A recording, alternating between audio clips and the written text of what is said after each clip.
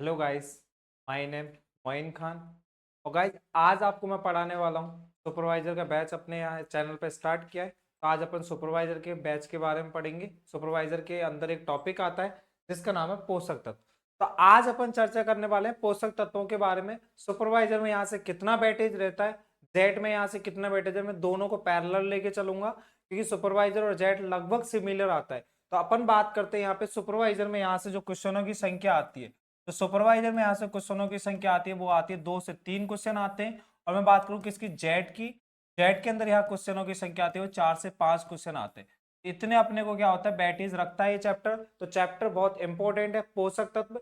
अब पोषक तत्वों के बारे में अपन क्या करने वाले हैं, आज चर्चा करने वाले हैं। सुपरवाइजर के अकॉर्डिंग प्लस जेट के अकॉर्डिंग, दोनों के अकॉर्डिंग अपन क्या करने वाले हैं, चैप्टर को रीड करने वाले हैं, पढ़ने वाले हैं। तो मैं बात करता हूँ पोषक तत्वों की। तो पोषक तत्वों की खोज के लिए दो वैज्ञानिक आए। तो पोषक तत्वों की खोज की थी दो वैज्ञानिकों ने। एक का नाम था ऑर्नोन और दूसरा था स्टाउट। ऑर्नोन व स्टाउट ने 1939 के अंदर पोषक तत्वों की खोज की थी। ऑर्नोन व स्टाउट नामक वैज्ञानिकों ने 1939 के अंदर किसकी खोज की थी, पोषक तत्वों की खोज की थी। फिर इसके बाद में इनका जो 1939 में इनका क्या आया, उल्लेख हुआ था पोषक तत्वों का। 1940 में इन्होंने क्या किया, उल्लेख किया। लेकिन फिर उसके बाद में इनका दोबारा से उल्लेख, तो इसका पोषक तत्वों का दोबारा उल्लेख ऑर्नोन ने 1954 के अंदर किया। पोषक तत्वों का दोबारा से उल्लेख ऑर्नोन ने कब किया था, 1954 के अंदर किया था। और ऑर्नोन ने कहा था कि पोषक तत्वों के लिए ऑर्नोन ने एक टर्म दी थी जिसका नाम था आवश्यकता की कसौटी। क्या नाम था गाइस, आवश्यकता की कसौटी। तो ऑर्नोन के अनुसार आवश्यकता की कसौटी दी गई थी। अब आवश्यकता की कसौटी क्या होती है, इसके बारे में अपन क्या करने वाले हैं, चर्चा करने वाले हैं। तो ऑर्नोन वैज्ञानिक के अनुसार एक टर्म दी गई थी पोषक तत्वों के लिए जिसका नाम है आवश्यकता की कसौटी, या अपन इसको बोल सकते हैं अनिवार्यता की कसौटी। क्या बोल सकते हैं गाइस, अनिवार्यता की कसौटी।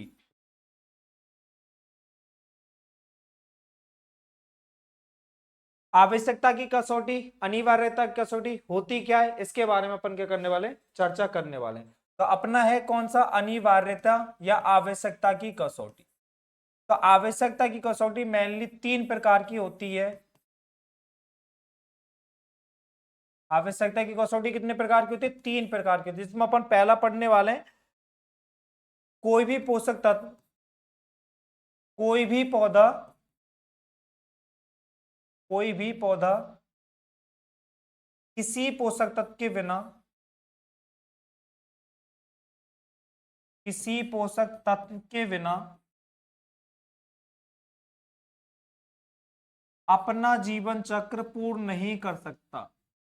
अपना जीवन चक्र पूर्ण नहीं कर सकता।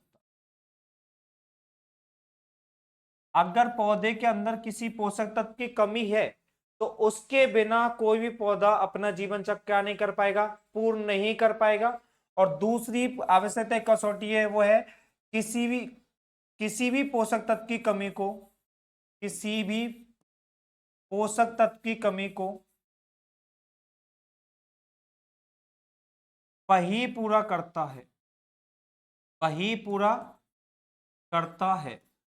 मतलब अगर जैसे मान लो पौधे के अंदर नाइट्रोजन पोषक तत्व की क्या हो गई, कमी हो गई, तो नाइट्रोजन की कमी को नाइट्रोजन ही पूरा करेगा, सल्फर पूरा नहीं कर सकता। तो किसी भी पोषक तत्व की अगर कमी है पोषक तत्वों की, तो उसको वही पोषक तत्व क्या कर सकता है, पूर्ण कर सकता है। ऐसा नहीं नाइट्रोजन की कमी है और अपन देख क्या रहे हैं, सल्फर, तो सल्फर उस पोषक तत्व की क्या नहीं कर सकता, पूर्ण नहीं कर सकता, नाइट्रोजन की पूर्ति नहीं करवा सकता। और तीसरी जो है वो है कौन सी अपनी, सभी पोषक तत्व पौधे की उपापचयी क्रियाओं में क्या लेते हैं, भाग लेते हैं। सभी पोषक तत्व पौधे की उपापचयी क्रियाओं में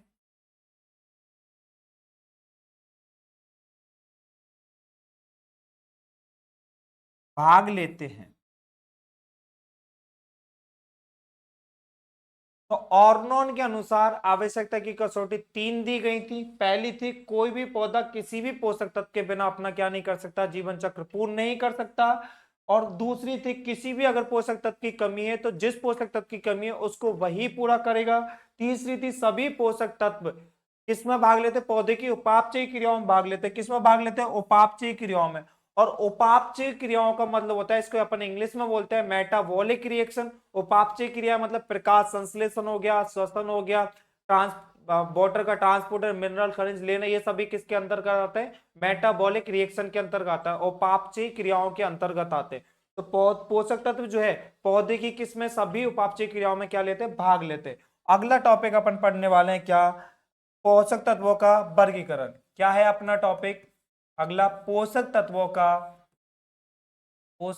का वर्गीकरण। ये अपन पढ़ने वाले हैं किसके द्वारा, ऑर्नोन के द्वारा। पोषक तत्व मेनली कितने प्रकार के होते हैं, 2 प्रकार के होते हैं। पहला है खनिज पोषक तत्व,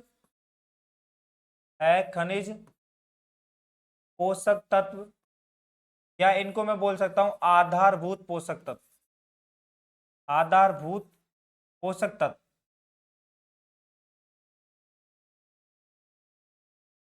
और दूसरा जो है वो है अपना कौन सा, खनिज पोषक तत्व, खनिज पोषक तत्व। तो पोषक तत्व मेनली कितने प्रकार के होते हैं, 2 प्रकार के होते हैं। खनिज पोषक तत्व जिनको नॉन मिनरल पोषक तत्व, नॉन मिनरल न्यूट्रिशन, खनिज पोषक तत्व जिनको मिनरल न्यूट्रिशन भी बोलते हैं। तो नॉन मिनरल न्यूट्रिशनों की संख्या होती है कितनी, 3। कितनी, 3। तो खनिज पोषक तत्वों की संख्या होती है 3। तो तीनों में अपन पढ़ने वाले कौन कौन से, जिनका नाम है क्या, CHO। कार्बन की संख्या होती है कितनी, 45%। हाइड्रोजन की संख्या होती है 6%। ऑक्सीजन की संख्या होती है 45%। तो टोटल इनका वेटेज रहता है 96%। CHO टोटल इनका वेटेज रहता है 96%। कार्बन 45, हाइड्रोजन 6% और ऑक्सीजन 45%। टोटल वेटेज कितना हो गया, 96%।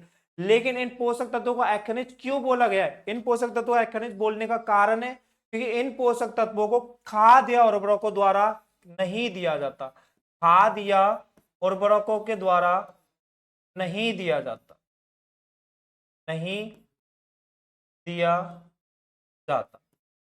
इनको खाद या उर्वरकों के द्वारा क्या नहीं दिया जाता, पोषक तत्वों को पूरा नहीं मतलब दिया नहीं जाता है। इनको केवल और केवल अगर पौधा प्राप्त करता है तो वो करता वायु प्लस जल के द्वारा। किससे प्राप्त करता है इनको, वायु प्लस जल के द्वारा ही इन पोषक तत्वों को क्या किया जाता है, प्राप्त किया जाता है। तो अखनिज मतलब इन पोषक तत्वों को खाद और उर्वरकों द्वारा नहीं देते हैं। इन पोषक तत्वों को केवल और केवल किसके द्वारा दिया जाता है, वायु प्लस जल के द्वारा पौधा इनको क्या करता है, प्राप्त करता है। आगे बात करेंगे किसकी, खनिज पोषक तत्वों की। तो खनिज पोषक तत्वों के प्रकारों की बात करें तो खनिज पोषक तत्वों को कितने भागों में बांटा गया है, 2 भागों में बांटा गया है। खनिज पोषक तत्वों को कितने भागों में बांटा गया है, 2 भागों में बांटा गया है। जिनमें से अपन पहला पढ़ेंगे, पहला है अपना मुख्य पोषक तत्व। क्या है, मुख्य पोषक तत्व। और दूसरा है अपना कौन सा, सूक्ष्म पोषक तत्व, सूक्ष्म पोषक तत्व। तो मुख्य पोषक तत्वों में अपने कौन कौन से आते हैं, मुख्य पोषक तत्व भी कितने प्रकार के होते हैं, 2 प्रकार के। कितने प्रकार के होते हैं, 2। पहला है प्राथमिक पोषक तत्व और दूसरा है द्वितीयक पोषक तत्व। प्राथमिक में आता है NPK, नाइट्रोजन, फास्फोरस, पोटेशियम। द्वितीयक में आता है CaMgS, कैल्शियम, मैग्नीशियम, सल्फर। और बात कर रहा हूं किसकी मैं, सूक्ष्म पोषक तत्वों की। तो सूक्ष्म पोषक तत्वों में boron, ferrous, copper, manganese, zinc, molybdenum और निकल। इन चीजों के बारे में अपन क्या करेंगे, चर्चा करेंगे। सूक्ष्म पोषक तत्व टोटल संख्या इनकी कितनी होती है, 8। सूक्ष्म पोषक तत्वों की संख्या 8, मुख्य पोषक तत्वों की संख्या 6, जिनमें 3 प्राथमिक पोषक तत्व हैं, 3 द्वितीयक पोषक तत्व हैं और अखनिज पोषक तत्वों की संख्या होती है 3। तो टोटल इनकी संख्या हो गई कितनी, 17। तो 17 पोषक तत्व तो कैसे हैं, आवश्यक हैं। और 4 पोषक तत्व ऐसे हैं जिनको उपापचयी पोषक तत्व के नाम से भी क्या होता है, जाना जाता है। वो पौधे की अगर उनमें कमी भी है तो उनकी कमी थोड़ी बहुत चल जाती है, लेकिन इन पोषक तत्वों की अगर कमी है तो इनके बिना कोई भी पौधा अपना जीवन चक्र क्या नहीं करेगा, पूरा नहीं करेगा। लेकिन उनकी अगर कमी हो जाती है तो उनको आसानी से क्या होता है, पूरा कर लेता है। तो ये सारे अपन पढ़ने वाले। अब यहां से अपन याद करेंगे कि सूक्ष्म पोषक तत्वों की जो ट्रिक है वो मेरे पास में है। तो अगर आपको मेरे पास में सूक्ष्म पोषक तत्वों की दो ट्रिक है, अगर आपको कोई सी जोन से अच्छी लगे उससे आप याद कर सकते हो। तो मैं बात कर रहा हूं किसकी, ट्रिक की। तो मेरे पास में क्या है, सूक्ष्म पोषक तत्वों को याद करने की क्या है, ट्रिक। तो पहली ट्रिक है अपने पास में सी एम एफजेड में बैठ के कहां गई, बीकानेर। सी एम एफजेड में बैठ के बीकानेर गई।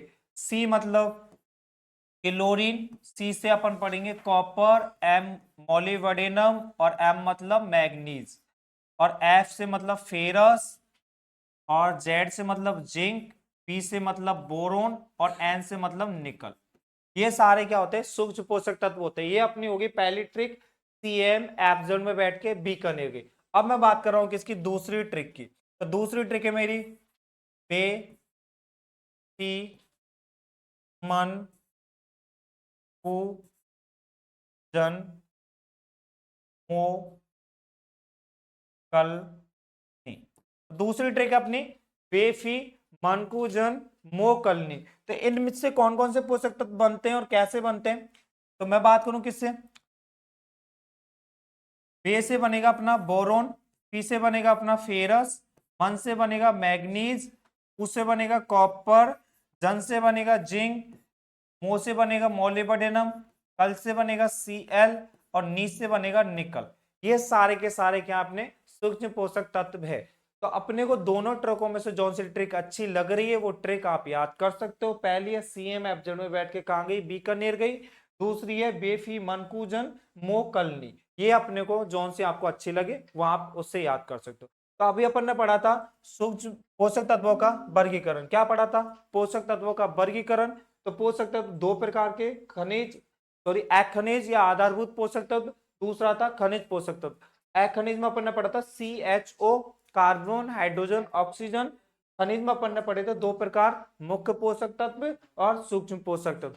मुख्य पोषक तत्वों में प्राथमिक पोषक तत्व, द्वितीयक पोषक तत्व और सूक्ष्म में अपन ने पढ़े थे 8 होते हैं। ठीक है, इनके बारे में अपन ने क्या किया, चर्चा किया। तो अपन ने क्या कर लिया, पोषक तत्वों का क्या कर लिया, वर्गीकरण कर लिया। अगला अपना टॉपिक रहने वाला है पौधे में, मतलब पौधे में कौन सी जगह कौन से पोषक तत्व पाए जाते हैं। तो उसके लिए मैं क्या करूंगा, एक आपको डायग्राम बनाऊंगा। तो थोड़ा सा देखें।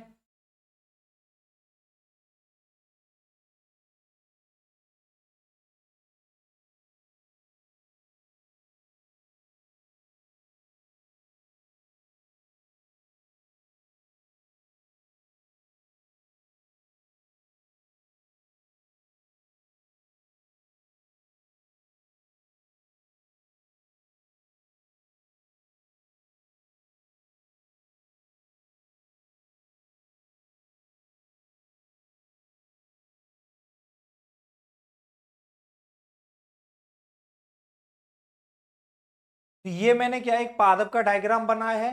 पादप में जो नीचे पत्ती है वो नई पत्ती है, मध्यम पत्ती, पुरानी पत्ती और शीर्ष भाग।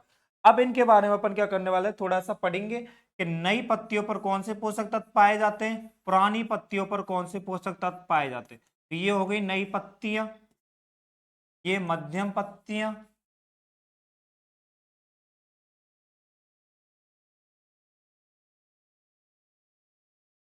ये पुरानी नीचे आएंगी, नई ऊपर।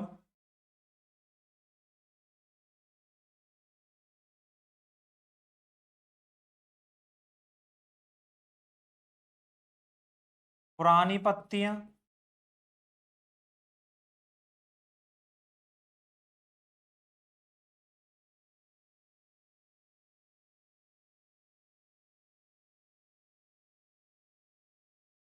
ये हो गया अपना कौन, शीर्ष भाग। अब मैं यहाँ बात करूंगा कौन से पोषक तत्व कौन सी पत्तियों पर पाए जाते हैं, उन सब के बारे में अपन क्या करेंगे, चर्चा करेंगे। तो बात करते हैं किसकी, पुरानी पत्तियों की। तो पुरानी पत्तियों पर पाए जाने वाले पोषक तत्व एन, पी, के, एमजी और एमओ। एनपीके, एमजी, एमओ मतलब nitrogen, phosphorus, potassium, magnesium, molybdenum. ये कहाँ पाए जाते हैं, पुरानी पत्तियों पर पाए जाते हैं। मध्यम पत्तियों पर पाए जाने वाला पोषक तत्व जिंक और नई पत्तियों पर पाए जाने वाले पोषक तत्व सल्फर, फेरस और कॉपर। ये कहाँ पाए जाते हैं, नई पत्तियों पर पाए जाते हैं। और शीर्ष भाग में पाए जाने वाले पोषक तत्व है बोरोन और कैल्शियम। ये कहाँ पर पाए जाते हैं, शीर्ष भाग के अंतर्गत पाए जाते हैं बोरोन और कैल्शियम। अब इन पोषक तत्वों की पौधे में क्या विशेषता रहती है, उन सब के बारे में अपन क्या करेंगे, चर्चा करेंगे। अब यहां से मैं बात करूं, अगर मान लो पौधे की क्या हो रही है, संपूर्ण पत्ती क्या हो रही है, पीली हो रही है। संपूर्ण नई पत्ती क्या हो रही है, पीली हो रही है। संपूर्ण नई पत्ती पीली। तो संपूर्ण अगर नई वाली पत्ती पीली हो रही है तो वो किसकी कमी से होती है, सल्फर की कमी से। किसकी कमी से होती है, सल्फर की कमी से। लेकिन अगर मैं बात करूं, संपूर्ण नई पत्ती अगर पीली पड़ रही है, नहीं तो अपन की किसी सल्फर की कमी से।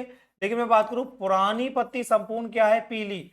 पुरानी पत्ती संपूर्ण कैसी है, पीली है। तो किसकी कमी से होगी, नाइट्रोजन की कमी के कारण। नाइट्रोजन की कमी से। अगर मान लो आपकी नई पत्ती जो है वो पीली पड़ रही है तो वो तो किसके कारण होगी, सल्फर की कमी के कारण होगी। और अगर आपकी पुरानी पत्ती संपूर्ण पीली पड़ जाती है तो वो किसके कारण होती है, नाइट्रोजन की कमी के कारण होती है। तो ये सब अपने को पता होना चाहिए। संपूर्ण पत्ती अगर पीली पड़ रही है तो कौन से पोषक तत्व की कमी है, तो अपन पौधे में पत्तियों को देखकर पता लगा सकते हैं कि कौन से पोषक तत्व की कमी से ये पत्तियों का पीलापन हो रहा है। अब इसके लिए एक टर्म आती है जिसका नाम है अंतःसरा हरिमायनता। क्या है, अंतःसरा हरिमायनता। अब ये क्या होती है, अंतःसरा हरिमायनता। अंतःसरा हरिमायनता। अंतःसरा हरिमायनता टॉपिक की बात करता हूं तो अंतःसरा हरिमायनता टॉपिक का मतलब होता है स्राव के मध्य में पीलापन। अगर पत्ती है, मान लो अपने पास में ये क्या है, पत्ती है, क्या है, कोई लीव है, लीफ है, और इसके मध्य क्या होती है, सिराएं होती है। क्या होती है, छोटी छोटी सिराएं होती है। अगर मान लो इन सिराओं के मध्य में क्या है, पीलापन है। मान लो इन सिराओं के मध्य में ये वाली क्या है, पीलापन है इन सिराओं के मध्य में। ये जो इस टर्म को अपन बोलते हैं अंतःसरा हरिमायिता। मतलब सिराओं के मध्य तो कैसा पीलापन, और क्या चारों तरफ कैसे ग्रीन कलर की है, तो इसको अपन क्या बोलेंगे, अंतःसरा हरिमायिता। अगर मान लो नई पत्ती अंतःसरा हरिमायिता हो रही है तो मान लो नई पत्तियों में अंतःसरा हरिमायिता, किसमें, नई पत्तियों में। तो नई पत्तियों में जो अंतःसरा हरिमायिता होती है वो होती है फेरस की कमी से। किसकी कमी से, फेरस की कमी से। यहां से क्वेश्चन बनता है कि पौधे की नई पत्तियों में अंतःसरा हरिमायिता कौन से पोषक तत्व की कमी के कारण होती है, तो उसका आंसर क्या जाएगा, फेरस की कमी के कारण। लेकिन अब यहां से आ गया पुरानी पत्तियों में अंतःसरा हरिमायिता, तो पुरानी पत्तियों में होती है किसके कारण, मैग्नीशियम के कारण। किसके कारण होती है, मैग्नीशियम के कारण। तो यहां से दो क्वेश्चन, पुरानी पत्तियों में अंतःसरा हरिमायिता किस पोषक तत्व की कमी के कारण, फेरस की कमी के कारण। नई पत्तियों में अंतःसरा हरिमायिता, सॉरी नई पत्तियों में फेरस और पुरानी पत्तियों में मैग्नीशियम। तो ये अपन ने चर्चा की कुछ कि अंतःसरा हरिमायिता ये पौधा था, पौधे की नई पुरानी पत्तियों पर कौन से पोषक तत्व, नई पत्तियों पर कौन से, और मध्यम पत्तियों पर कौन से पोषक तत्व पाए जाते हैं, इनके बारे में अपन ने क्या कर ली, चर्चा कर ली। अब अपन बात करते हैं पौधे की उपलब्धता के आधार पर, मतलब कौन सा पोषक तत्व पौधे को किस रूप में क्या होता है, उपलब्ध होता है, उसके बारे में अपन क्या करेंगे, चर्चा करेंगे। तो पोषक तत्वों की उपलब्धता, तो अपना टॉपिक है क्या अगला, पोषक तत्वों की उपलब्धता।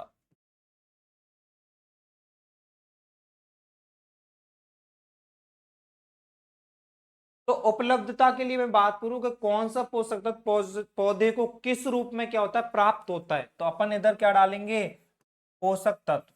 क्या है, पोषक तत्व। और इधर डालेंगे अपन क्या, प्राप्ति, मतलब किस रूप में उसको प्राप्त किया जा रहा है। तो इसमें अपना पहला है CHO, NPK। तो अब बात करूं मैं सी की, तो सी को प्राप्त किया जाता है CO2 के रूप में, H को प्राप्त किया जाता है H2O के रूप में, O को भी H2O के रूप में प्राप्त किया जाता है, नाइट्रोजन को NH3- और NH4+ के रूप में क्या किया जाता है, प्राप्त किया जाता है, फॉस्फोरस को H2PO4- के रूप में प्राप्त किया जाता है, पोटेशियम को K2 के रूप में प्राप्त किया जाता है K2, और मैग्नीशियम, कैल्शियम और सल्फर, मैग्नीशियम को Mg+2 के रूप में प्राप्त किया जाता है, कैल्शियम को Ca+2 के रूप में प्राप्त किया जाता है, सल्फर को SO4- के रूप में प्राप्त किया जाता है।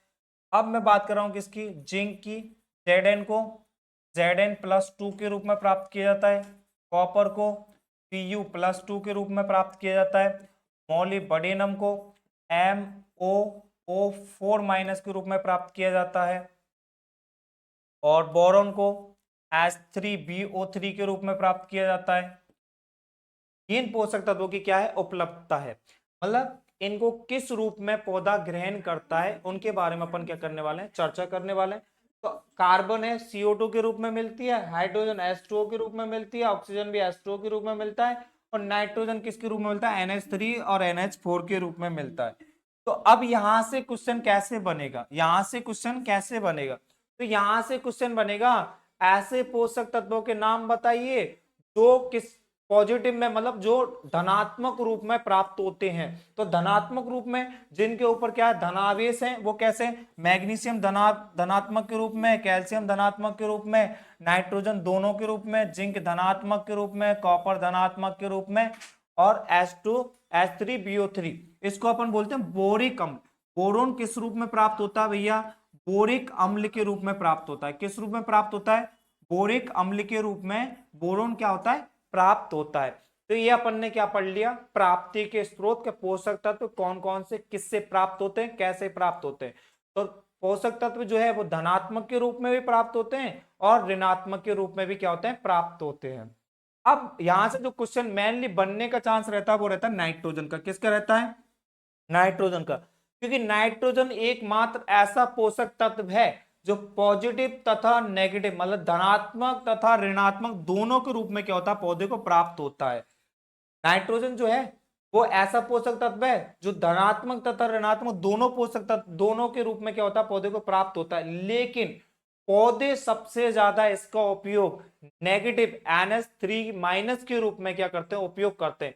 और सारे सभी पोषक तत्वों को पौधे किसके रूप में उपयोग करते हैं, पॉजिटिव के रूप में उपयोग करते हैं। लेकिन नाइट्रोजन एक ऐसा पोषक तत्व है जिसको पौधे किसके रूप में ग्रहण करते हैं, नेगेटिव के रूप में ग्रहण करते हैं। तो ये थे अपने क्या पोषक तत्वों का। अब यहां से फिर अगला आता है कौन संयुक्त पोषक तत्व होते हैं, कौन असंयुक्त पोषक तत्व होते हैं। तो यहां से अपन याद कर सकते हैं संयुक्त पोषक तत्व और असंयुक्त पोषक तत्वों को।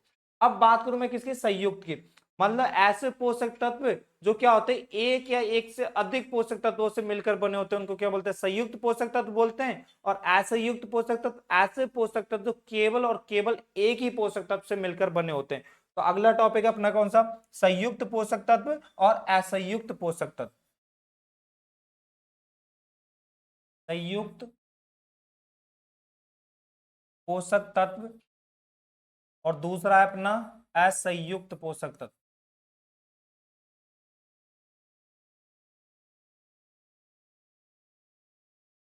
संयुक्त मतलब एक ही पोषक तत्व से मिलकर बने, एक ही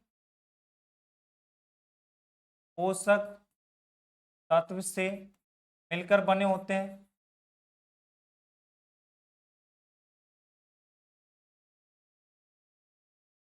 जैसे अपन बात करें, जैसे zinc Zn, Cu copper, magnesium ferrous, ये कैसे हैं, असंयुक्त है। इनमें कोई भी पोषक तत्व क्या होता है, मिलता नहीं है, तो इनको क्या बोलते हैं अपन, असंयुक्त पोषक तत्व। अब बात करें किसकी, संयुक्त पोषक तत्व, ऐसे पोषक तत्व, ऐसे पोषक तत्व जो दो या दो से अधिक पोषक तत्वों से मिलकर बने होते हैं, दो या दो से अधिक पोषक तत्वों से मिलकर बने होते हैं, उनको क्या बोलते हैं, असंयुक्त। जैसे मैं बात करूं इनके एग्जाम्पल की,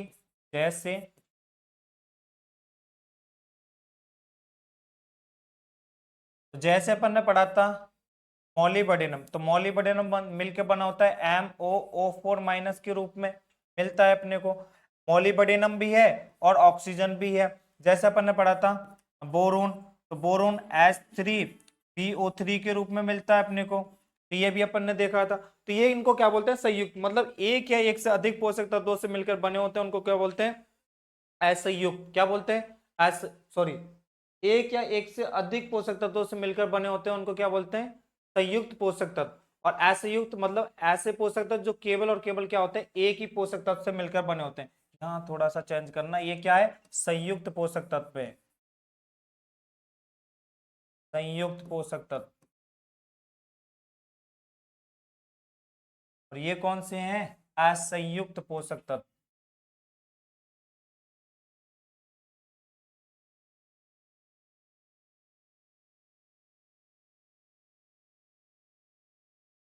असंयुक्त पोषक तत्व मतलब एक ही पोषक तत्व से मिलकर बने, संयुक्त मतलब एक या एक से अधिक पोषक तत्वों से मिलकर बने होते हैं, उनको अपन क्या बोलते हैं, संयुक्त।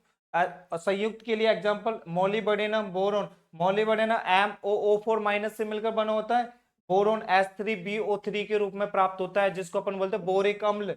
और जैसे जिंक, कॉपर, मैग्नीशियम, फेरस, ये सारे के सारे कैसे होते हैं, असंयुक्त पोषक तत्व होते हैं। कैसे होते हैं, असंयुक्त पोषक तत्व होते हैं। तो गाइस चैनल को ज्यादा से ज्यादा सब्सक्राइब करें और हमसे ज्यादा से ज्यादा जुड़ने की कोशिश करें। आज से हमारे यहाँ पर live classes, recorded classes channel पर सारी की सारी अवेलेबल होंगी आपको। सुपरवाइजर का बैच स्टार्ट हुआ है, तो सीरियल से क्लास लें और चैनल को अपने दोस्तों को ज्यादा से ज्यादा भेजें। हम यहाँ पे आपको सुपरवाइजर का बैच पूरा कंप्लीट कराएंगे। तो गाइज मिलेंगे अगली वीडियो में नेक्स्ट तड़के और धमाके के साथ में। Thank you guys all of you.